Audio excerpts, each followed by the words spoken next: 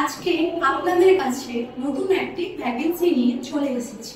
এই ভ্যাকেন্সির সম্পর্কে আপনারা অনেকেই জানেন অথবা জানেন না। আপনারা কি জানেন ট্রেনের ইঞ্জিন ছাড়াও আরেকটি গুরুত্বপূর্ণ বিভাগ রয়েছে, যেটি হলো পাওয়ার কার। এবং এই পাওয়ার কার যার নিয়ন্ত্রণে থাকে সেটি হলো পাওয়ার কার অপারেটর। হ্যাঁ, এখন আপনারা বুঝতে পারছেন যে আমি কোন ভ্যাকেন্সির সম্পর্কে কথা বলছি।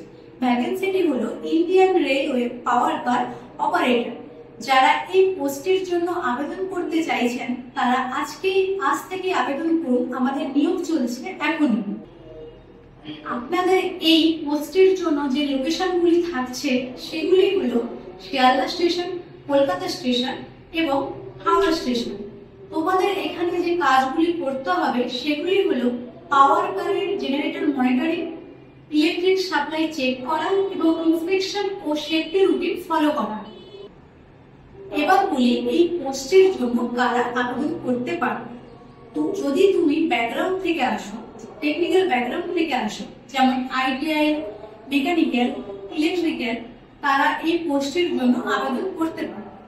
এছাড়া যাদের আইটিআই নেই, যেমন 10 পাস 12 পাস, তারাও এই পোস্টের জন্য আবেদন করতে পারে। এই পোস্টের জন্য যে স্যালারি থাকছে সেটি হলো 18 থেকে 22,000 টাকা।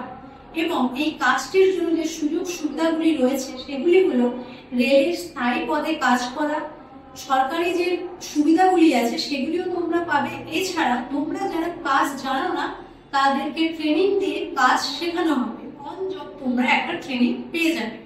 এই পোস্টের জন্য যারা আবেদন করতে চাইছো স্ক্রিনে দেওয়া নাম্বারে আবেদন করুন।